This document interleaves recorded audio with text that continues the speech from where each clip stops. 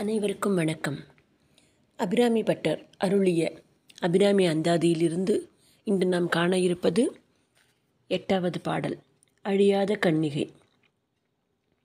சுந்தரி எந்தை துணைவி என் பாசத் தொடரை எல்லாம் வந்தரி சிந்தூர வண்ணத்தினாள் மகிடந்தலைமேல் அந்தரி நீலி அழியாத கன்னிகை ஆரணத்தோன் சுந்தரி கைத்தலத்தாள்.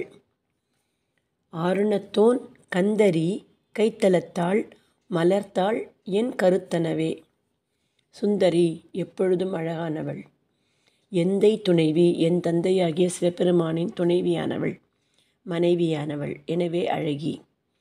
என் பாசத்தொடரையெல்லாம் வந்தரி என்னை பின்னி பிணைந்திருக்கும் இந்த பாசத்தொடரையெல்லாம் நீயே நீக்க வேண்டும். வந்து அறி, விடுவித்து விடு என்னை.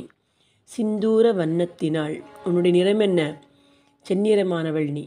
மகிடன் தலைமேல் அந்தரி, மகிஷாசுரனாக வந்த அந்த மகிடனின் தலைமேல் வைத்து அவனை அறிந்தவள். அவனுடைய கர்வத்தையும் அவனுடைய திமிரையும் போக்கியவள். அந்தரி வாழ்வை முடித்தவள். அந்தரி நீலி, அவளுக்கு நீலி என்பது அவளுடைய இன்னொரு பெயர். நீல நிற உடலை உடையதால் அவள் விஷ்ணுவின் சகோதரி. நீலி அழியாத கன்னிகை.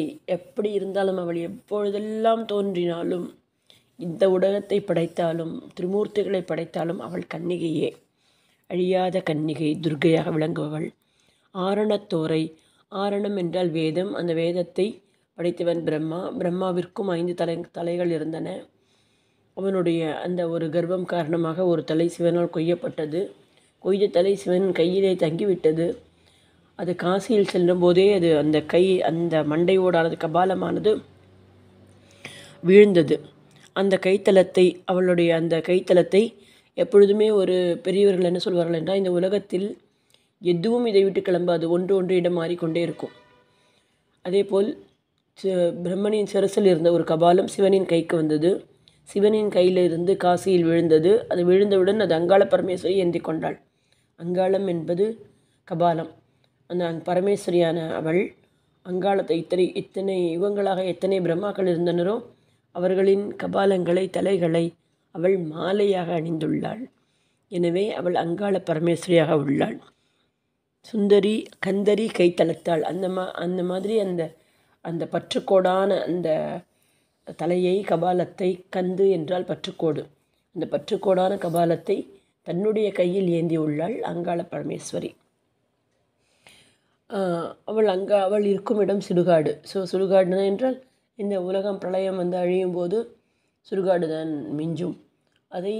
அதற்கு அந்த படைப்பு கடவுளான பிரம்மனின் கபாலத்தையே கையில் ஏந்தியவள். அவள் இருக்கும் இடமோ சுடுகாடு. மலர்த்தாள் என் கருத்தனவே. இப்படி கபாலம் ஏந்திய இவளின் திருவடி மலர்கள் எப்பொழுதும் அவளுடைய அந்த மலர்த்தாள்கள் என் கருத்தனவே, என் கருத்தில் என்றும் இருக்கட்டும் என்று பாடுகிறார். சுந்தரி எந்தை துணைவி என் பாசத்தொடரை எல்லாம் வந்தரி சிந்தூர வண்ணத்தினாள் மகிடன் தலைமேல் அந்தரி நீலி அழியாத கன்னிகை ஆரணத்தோன் கந்தரி கைத்தலத்தாள் மலர்த்தாள் என் கருத்தனவே. அவளுடைய ஒரே நேரத்தில் அவளுடைய திருமேனி முழுவதையும் சொல்லி அவளுடைய கையையும் திருவடியையும் பிரதானமாக சொல்கிறார் இந்த பாடலில். ஆண்டவன் அருள்.